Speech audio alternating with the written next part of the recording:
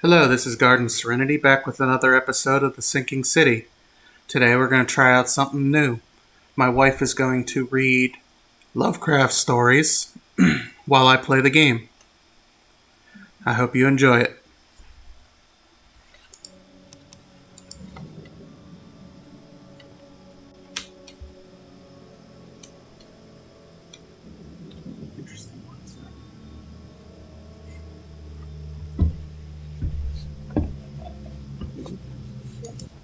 Hello, everyone. This is the first time I'm actually reading Lovecraft stories, so I apologize for any mispronunciations that happen. The first story I will be reading is Dagon. Alright, enjoy. I am writing this under an impressionable mental strain, since by tonight I shall be no more.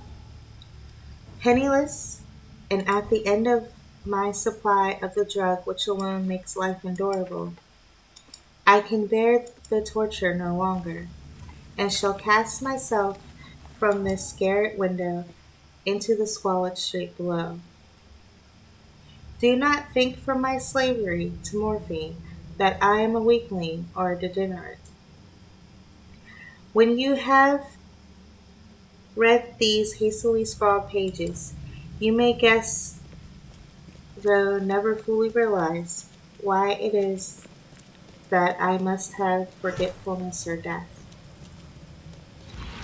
It was in one of the most open and least frequented parts of the broad Pacific that the packet of which I was supercargo fell a victim to the German sea raider.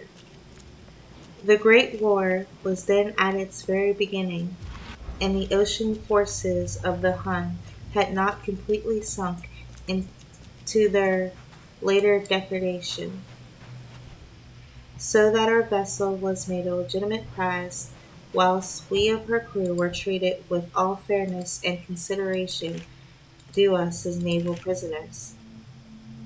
So liberal, indeed, was the discipline of our captors, that 5 days after we were taken, I managed to escape alone in a small boat with water and provisions for a good length of time. When I finally found myself adrift and free, I had but little idea of my surroundings. Never a competent navigator, I could only guess vaguely by the sun and stars that I was somewhat south of the equator. Of the longitude I knew nothing, and no island or coastline was in sight. The weather kept fair, and for uncounted days I drifted aimlessly beneath the scorching sun, waiting either for some passing ship or to be cast on the shores of some habitable land. But neither ship nor land appeared, and I began to despair, in my solitude, upon the heaving vastness of unbroken blue.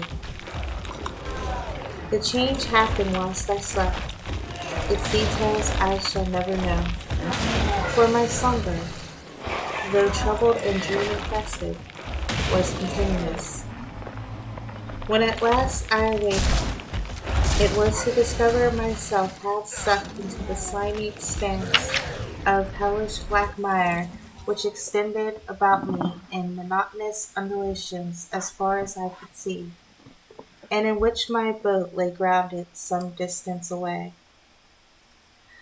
Though one might well imagine that my first sensation would be of wonder at so prodigious and unexpected a transformation of scenery, I was in reality more horrified than astonished, for there was in the air and in the rotting soil a sinister quality which chilled me to the very core. The region was putrid with the carcasses of decaying fish and of other less describable things which I saw protruding from the nasty mud of the unending plain.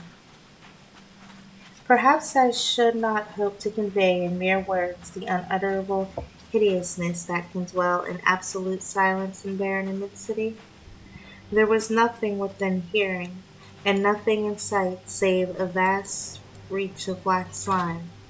Yet the very completeness of the stillness and the homogeneity of the landscape oppressed me with a nauseating fear. The sun was blazing down from a sky which seemed to me almost black in its cloudless cruelty, as though reflecting the inky marsh beneath my feet. As I crawled into the stranded boat, I realized that only one theory could explain my position. Through some unprecedented volcanic upheaval, a portion of the ocean floor must have been thrown to the surface, exposing regions which for innumerable millions of years had lain hidden under unfathomable watery depths.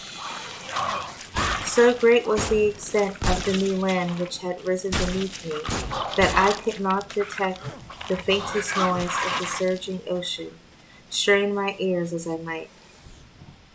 Nor were there any sea fowl to prey upon the dead things. For several hours I sat thinking or brooding in the boat, which lay upon its side and afforded a slight shade as the sun moved across the heavens. As the day progressed, the ground lost some of its stickiness, and seemed likely to dry sufficiently for traveling purposes in a short time. That night I slept but little, and the next day I made myself a pack containing food and water, preparatory to an overland journey in search of the vanished sea and possible rescue. On the third morning I found the soil dry enough to walk upon with ease. The odor of the fish was maddening, but I was too much concerned with graver things to mind, so slight an evil, and set out boldly for an unknown goal. All day I forged steadily westward, guided by a faraway hummock which rose higher than any other elevation on the rolling desert. That night I encamped, and on the following day still traveled toward the hummock, though that object seemed scarcely nearer than when I had first espied it. By the fourth evening I attained the base of the mound, which turned out to be much higher than it appeared from a distance, an intervening valley setting it out in sharper relief from the general surface. Too weary to ascend, I slept in the shadow of the hill. I know not why my dreams were so wild that night, but ere the waning and fantastically gibbous moon had risen far above the eastern plain, I was awake in a cold perspiration, determined to sleep no more. Such visions as I had experienced were too much for me to endure again, and in the glow of the moon I saw how unwise I had been to travel by day.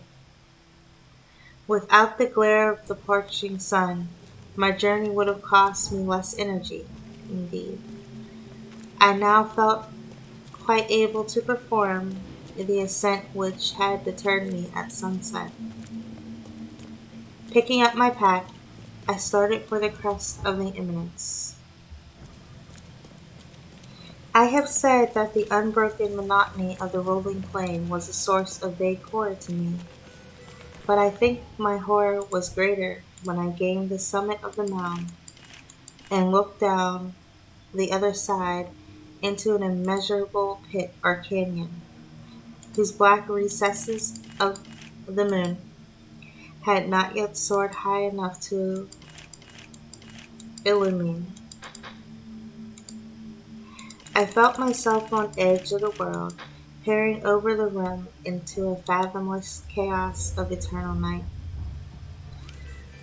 Through my terror ran curious reminiscence of Paradise Lost and Satan's hideous climb through the unfashioned realms of darkness. As the moon climbed higher in the sky, I began to see that slopes of the valley were not quite so perpendicular as I had imagined. Ledges and outcroppings of rock afforded fairly easy footholds for descent, whilst after a drop of a few hundred feet, the declivity became very gradual.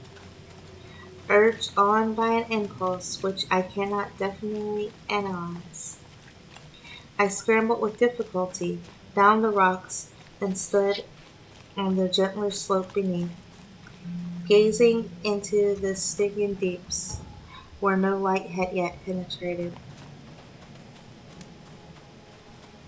All at once my attention was captured by a vast and singular object on the opposite slope, which rose steeply about 100 yards ahead of me, an object that gleamed whitely in the newly bestowed rays of the ascending moon. Though it was merely a gigantic piece of stone, I soon assured myself, but I was conscious of a distinct impression that its contour and position were not altogether the work of nature. Someone unloaded the A Skylark's closer cargo. scrutiny filled me with They took the sensations luggage I without cannot paying. express.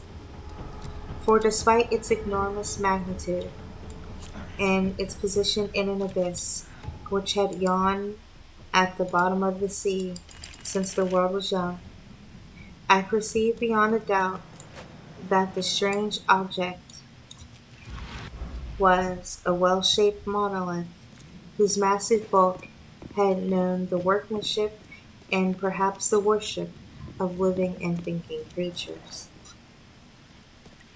Dazed and frightened, yet not without a certain thrill of the scientist's or archaeologist's delight, I examined my surroundings more closely. The moon, now near the zenith, shone weirdly vividly above the towering steeps that hemmed in the chasm, and revealed the fact that a far-flung body of water flowed at the bottom, winding out of sight in both directions and almost lapping my feet as I stood on the slope. Across the chasm, the wavelets washed the base of the cyclopean monolith, whose surface I could now trace both inscriptions and crude sculptures. The writing was in a system of hieroglyphics unknown to me, and unlike anything I had ever seen in books, consisting for the most part of conventionalized aquatic symbols, such as fishes, eels, octopi, crustaceans, mollusks, whales, and the like. Several characters obviously represented marine things which are unknown to the modern world, but whose decomposing forms I had observed on the ocean-risen plain. It was the pictorial carving, however, that did most to hold me spellbound. Plainly visible across the intervening water, on account of their enormous size, was an array of bas reliefs whose subjects would have excited the envy of a Dore. I think that these things were supposed to depict men, at least a certain sort of men, though the creatures were shown disporting like fishes in the waters of some marine grotto, or paying homage at some monolithic shrine, which appeared to be under the waves as well. Of their faces and forms I dare not speak in detail, for the mere remembrance makes me grow faint. Grotesque beyond the imagination of a Poe or a Bulwer, they were damnably human in general outline despite webbed hands and feet, shockingly wide and flabby lips, glassy, bulging eyes, and other features less pleasant to recall. Curiously enough, they seem to have been chiseled badly out of proportion with their scenic background, for one of the creatures was shown in the act of killing a whale represented but Here's the log from the little skylight. larger than The man himself. who unloaded it was not happy to see me.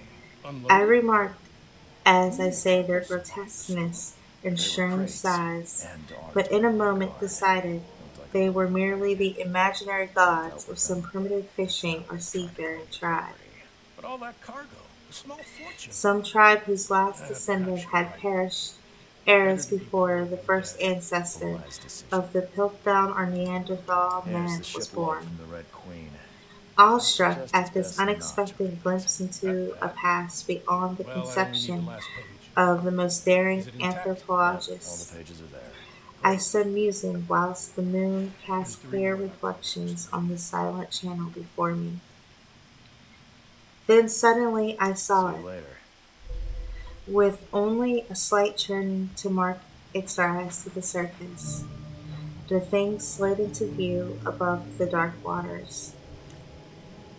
Vast, Polyphemus-like, and loathsome, it darted like a stupendous monster of nightmares to the monolith, about which it flung its gigantic scaly arms, and while it bowed its hideous head and gave vent to certain measured sounds. I think I went mad then. Of my frantic ascent of the sloping cliff, and of my delirious journey back to the stranded boat, I remember little. I believe I sang a great deal, laughed oddly when I was unable to sing. I have indistinct recollections of a great storm some time after I reached the boat. At any rate, I know that I heard peals of thunder and other tones which nature utters only in her wildest moods. When I came out of the shadows, I was in a San Francisco hospital, brought thither by the captain of the American ship which had picked up my boat in mid-ocean. In my delirium I had said much, but found that my words had been given scant attention. Of any land upheaval in the Pacific, my rescuers knew nothing, nor did I deem it necessary to insist upon a thing which I knew that they could not believe.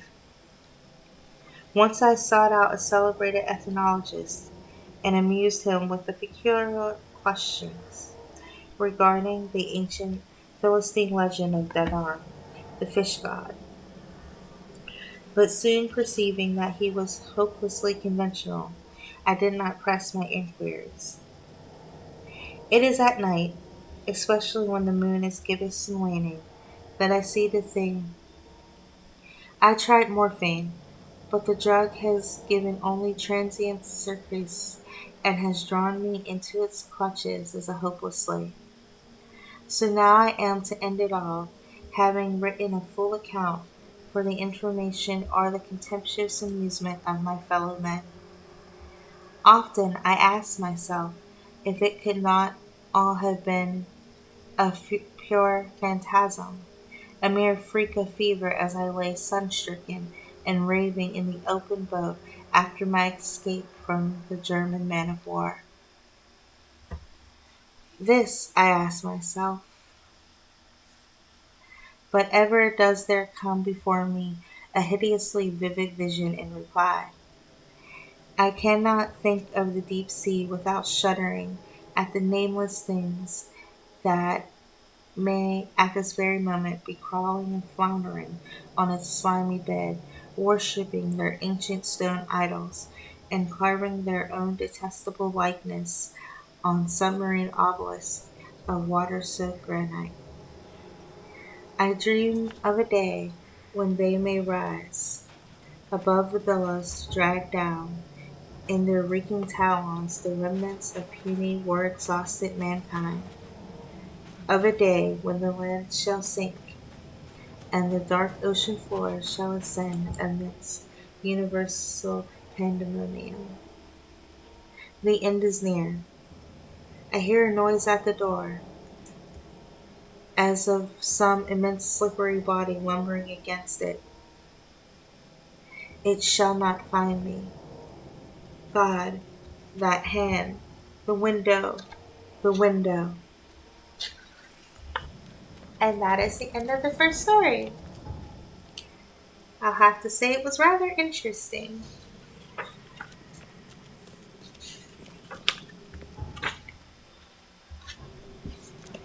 Our next story is the statement of Randolph Carter.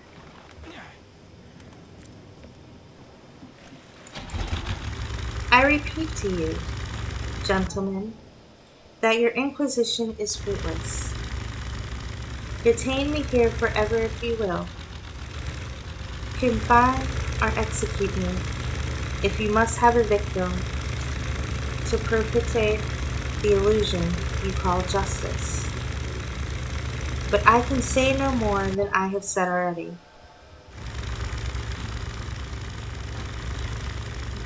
Everything, sorry, everything that I can remember,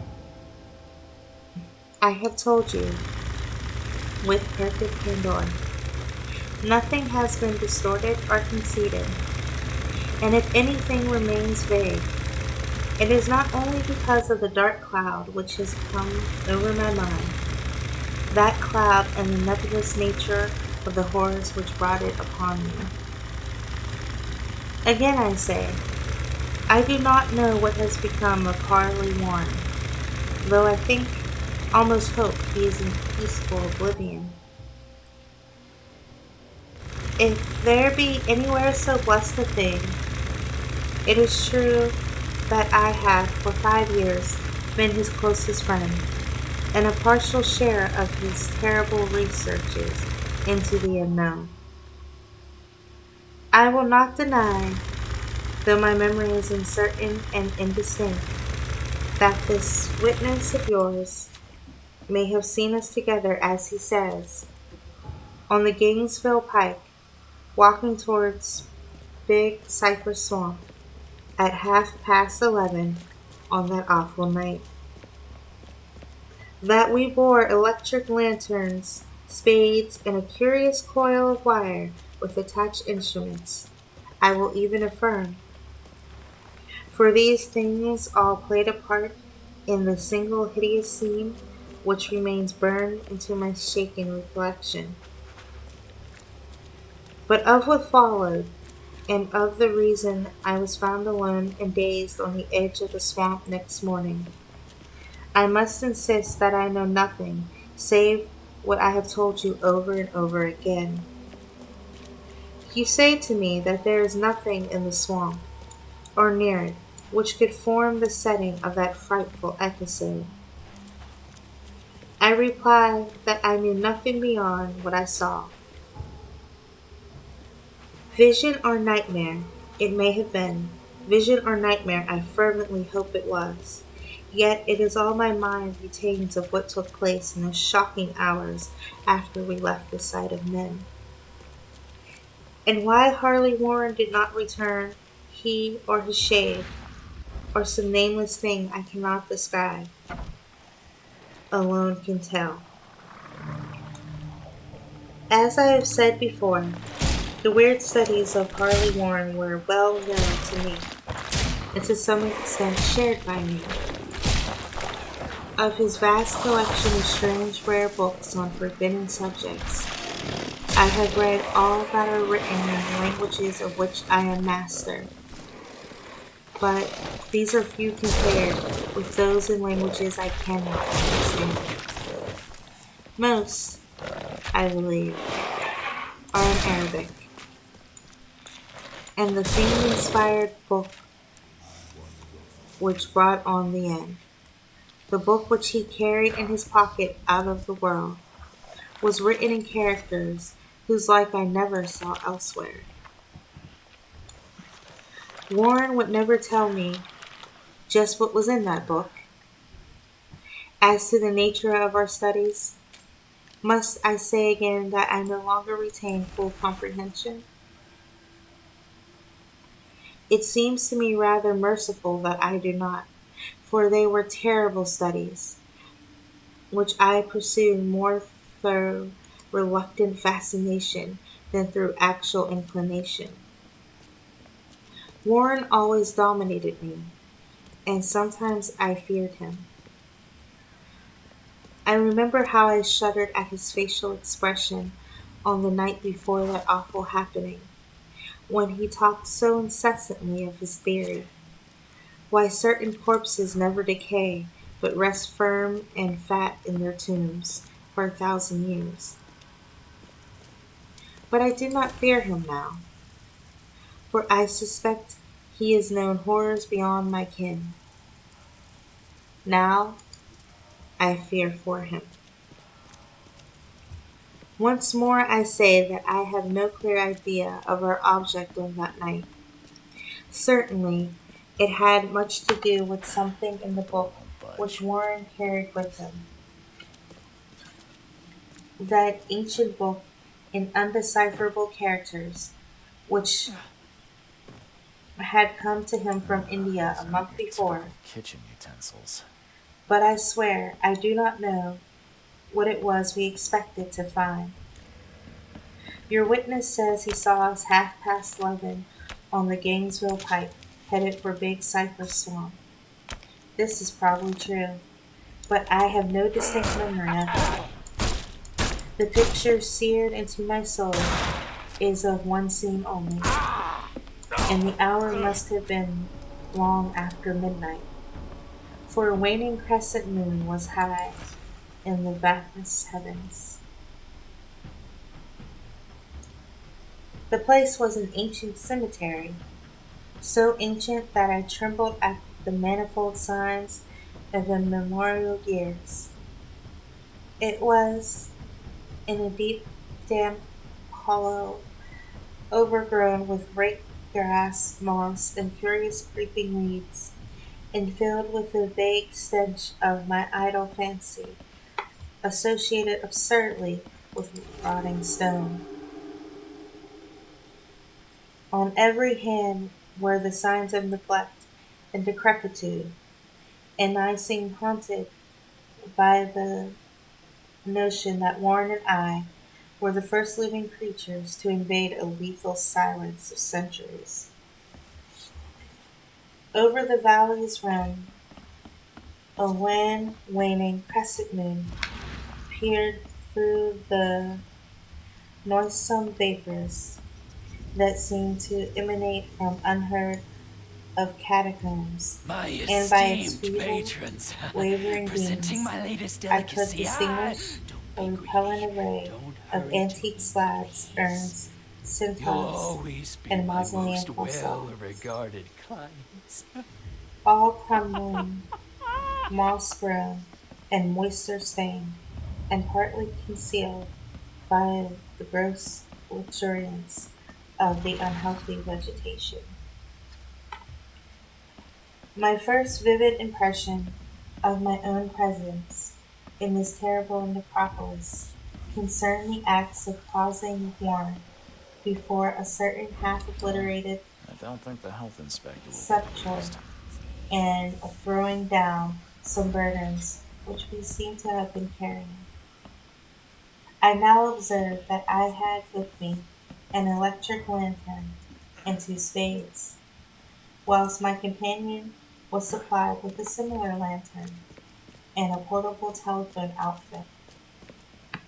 No word was uttered, for the spot and the task seemed known to us, and without delay we seized our spades and commenced to clear away the grass, weeds, and drifted earth from the flat, archaic mortuary.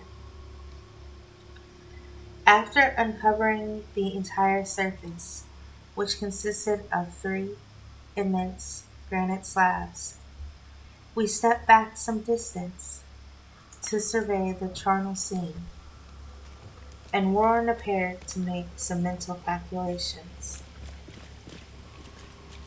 Then he returned to the sculpture, and using his spade as a lever, sought to pry up the slab lying nearest to the stony ruin, which may have been a monument in its day. He did not succeed, and motioned me to come to his assistance. Finally, our combined strength loosened the stone, which we raised and tipped to one side. The removal of the slab revealed a black aperture from which rushed an effluence of gases, so nauseous that we started back in horror. After an interval, however, we approached the pit again, and found the exhalations less unbearable. Our lanterns disclosed the top of a flight of stone steps, dripping with some detestable ichor from of the inner earth, and bordered by moist walls encrusted with nitre. And now, for the first time, my memory records verbal discourse, Warren addressing me at length in his mellow tones, a voice singularly unprepared by our awesome surroundings. "I'm sorry to have to ask you to stay on the surface," he said, "but it would be a crime to let anyone with your frail nerves go down there. You can't imagine, even from what you have read, and from what I've told you, the things I shall have to see and do. This putrid It's slime is fiendish work, everywhere. Carter, and I'll I take a doubt if sample any before I man grant to examine. without ironclad sensibilities could ever see it through, and come up alive and sane.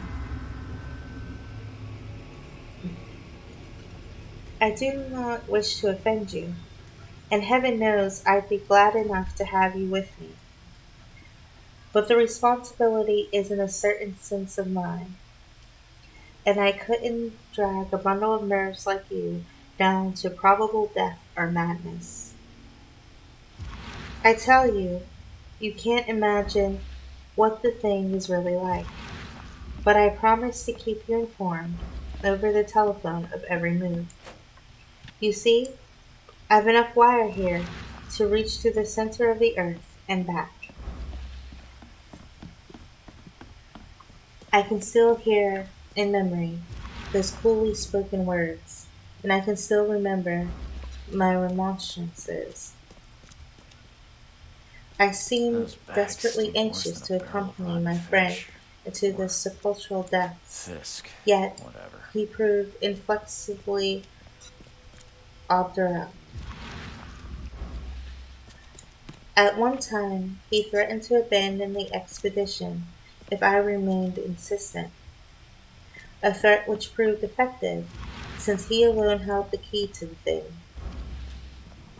All this I can still remember, though I no longer know what manner of thing we sought. After he had obtained my reluctant acquiescence in his design, Warren picked up the reel of wire and adjusted the instruments. At his nod, I took one of the latter, and seated myself upon age-discolored gravestone close by the newly uncovered aperture. Then he shook my hand, shouldered the coil of wire, and disappeared within that indescribable ossuary. For a minute I kept sight of the glow of his lantern, and heard the rustle of the wire as he laid it down after him. But the glow soon disappeared abruptly, as if a turn in the stone staircase had been encountered, and the sound died away almost as quickly. I was alone, yet bound to the unknown depths by those magic strands whose insulated surface lay green beneath the struggling beams of that waning crescent moon. I constantly consulted my watch by the light of my electric lantern, and listened with feverish anxiety to the receiver of the telephone. But for more than a quarter of an hour Find heard something you nothing. like. Cheaper than the Then rest. a faint clicking came from the instrument, and I called I'll down send to my whatever help friend I in a can, tense but there's voice. no room here. We have our hands full. Apprehensive as I was, I was nevertheless unprepared for the words which came up from that uncanny vault in accents more alarmed and quivering than any I had heard before from Harley Warren. He who had so calmly left me a little while previously, now called from below in a shaky whisper more portentous than the loudest shriek. God, if you could see what I'm seeing. I could not answer. Speechless. I could only wait. Then came the frizzy tones again. Carter, it's terrible, monstrous, unbelievable. This time my voice did not fail me, and I poured into the transmitter a flood of excited questions. Terrified, I continued to repeat, Warren, what is it? What is it? Once more came the voice of my friend, still hoarse with fear, and now apparently tinged with despair. I can't tell you, Carter. It's too utterly beyond thought. I dare not tell you. No man could know it and live. Great God! I never dreamed of this. Stillness again, save for my now incoherent torrent of shuddering inquiry. Then the voice of Warren in a pitch of wilder consternation. Carter, for the love of God, put the slab back and get out of this if you can. Quick! Leave everything else and make for the outside. Stay by the fire It while is your I only find her some chance. medicine. Do as I say, and don't ask me to No explain. victims. And if the flood won't I relent, heard yet there'll be enough. even I more heard yet time to was able figure only to this repeat my out. frantic questions. Around me were the No tombs and the victims. darkness and the And if the shadows. flood won't relent, Below me some no, this peril way. beyond Stay by the the fire radius while of I try to human find you some imagination. medicine. But my friend was in greater danger I'll than send I, whatever help I can, and through but my there's no fear room here. I We felt have a our hands vague full. resentment The flood was that he sudden should deem and hit the me city capable hard. of deserting A him under hospital such staff tried to help, circumstances. but quickly ran out of room and More medicine. clicking, and after a pause, a piteous cry from Warren. Beat it! For God's sake! Put back the slab and beat it, Carter! Something in the boyish slang of my evidently stricken companion unleashed my faculties. I formed and shouted a resolution. Warren, brace up! I'm coming down. But at this offer the tone of my auditor changed to a scream of utter despair. Don't! You can't understand. It's too late. And my own fault. Put back the slab and run. There's nothing else you or anyone can do now. The tone changed again, this time acquiring a softer quality, as of hopeless resignation. Yet it remained tense enough through anxiety for me. Quick! Before it's too late! I tried not to heed him, tried to break through the paralysis which held me, and to fulfill my vow to rush down to his aid. But his next whisper found me still held inert in the change of stark horror. Carter, hurry! It's no use. You must go. Better one than two. The slab. A pause. I paid a visit to that awful restaurant. More Call clicking. it a den of evil, but that would be Then the understating faint it. voice of Warren. What happened? Nearly over Cook was now. mad. I Don't came make it along harder. and fed those jumping Cover up monstrosities those like damn human steps and flesh. run for your life. Called them patrons. You're losing That time. restaurant was a destination for Oakmont's So long, elite, Carter. many of whom Won't disappeared see you again. shortly after the flood. I think Here Warren's whisper swelled into a You're cry, suggesting that it a was cry that cannibalism gradually that rose caused to a such shriek, horrific transformation. fraught with these all days, the horror alas, of the cannibalism ages. is not so rare. Could it be that all the Cositians, as Curse these Westerville hellish calls things, them, were once legions. men? My God! Beat it, beat it, beat it! After that was silence. I know not how many interminable eons I sat stupefied, whispering, muttering, calling, screaming into that telephone. Over and over again, through those eons I whispered and muttered, called, shouted, and screamed. Warren! Warren! Answer me! Are you there? And then there came to me the crowning horror of all, the unbelievable, unthinkable, almost unmentionable thing. I have said that eons seemed to elapse after Warren shrieked forth his last despairing warning, and that only my own cries now broke the hideous silence. But after a while there was further clicking on the receiver, and I strained my ears to listen. Again I called down, Warren, are you there? And in answer heard the thing which has brought this cloud over my mind. I do not try, gentlemen, to account for that thing, that voice, nor can I venture to describe it in detail, since the first words took away my consciousness and created a mental blank which reaches to the time of my awakening in the hospital. Shall I say that the voice was deep, hollow, gelatinous, remote, unearthly, inhuman, disembodied? What shall I say? It was the end of my experience, and it was the end of my story. I heard it and knew no more. Heard it as I sat half petrified in that unknown cemetery, in the hollow, amidst the crumbling stones and falling tombs, the rank vegetation and miasmal vapors. Heard it well from the innermost depths of that damnable open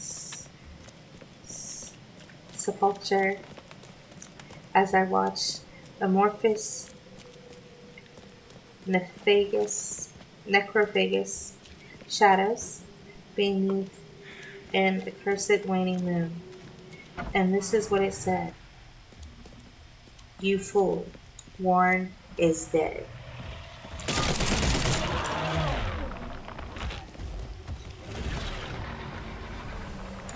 And that would be the end of that story. It's a little strange,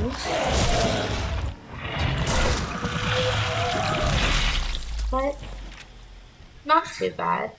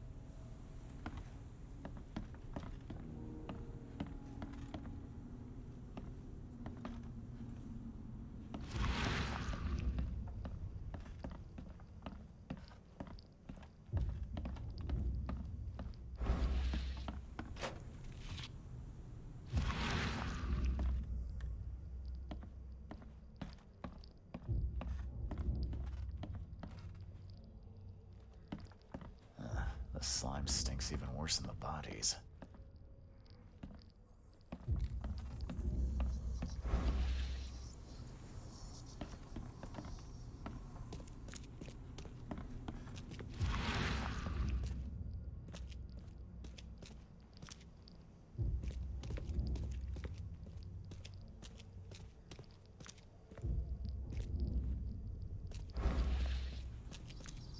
Those bags stink worse than a barrel of rotten fish. Or Fisk, whatever.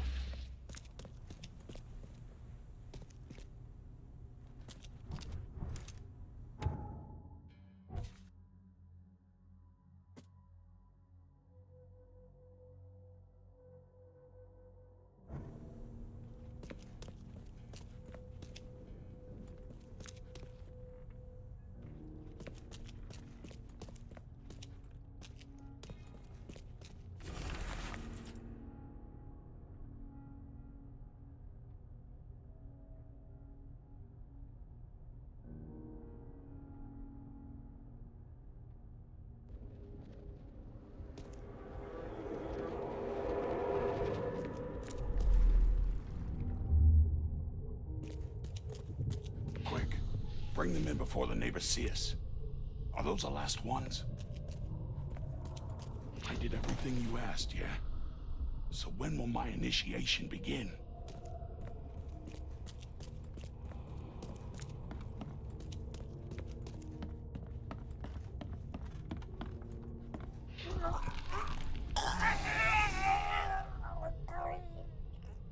Okay, let's see what we have here.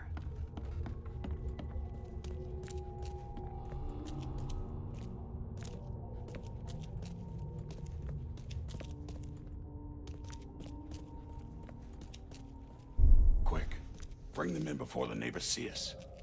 Are those the last ones? I did everything you asked, yeah? So when will my initiation begin?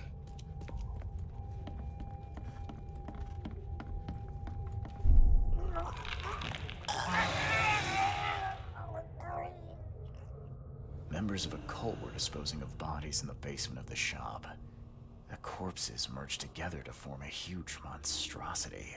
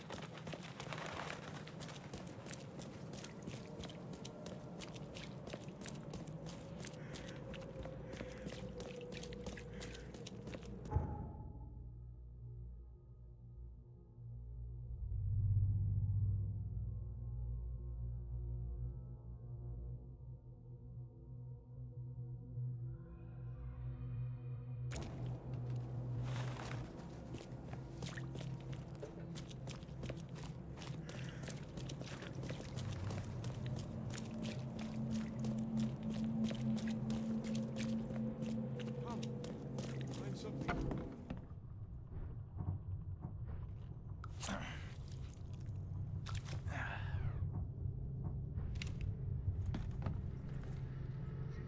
I visited that old shop you mentioned and found a few things you may be interested in. Even took a sample for studying. What did you discover? I was sure a huge creature could not have wandered inside unnoticed. The cult of the Fecund Mother was dumping corpses of their victims in the shop's basement. Professor Westerbrook's research does suggest the Acheronians are attracted to dead bodies. No, this one formed from the corpses themselves. There was a putrid slime on everything. Maybe that's the cause of this unnatural rebirth. You said you took a sample of it. Well, I can conduct some experiments on rats. If your theory holds true, what a marvelous discovery.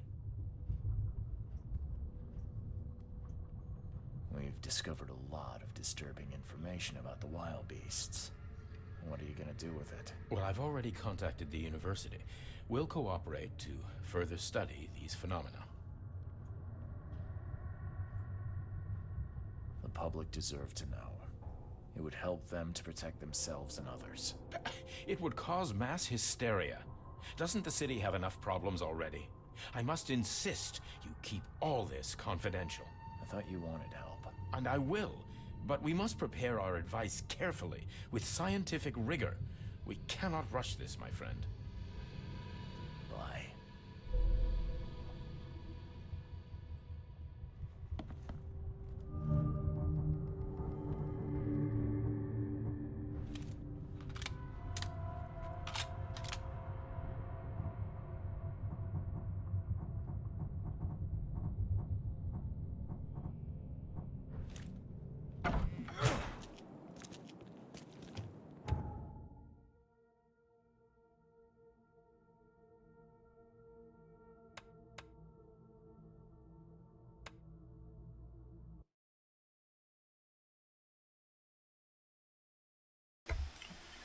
Alright, that's going to do it for this video.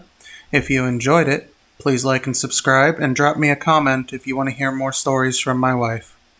Thank you.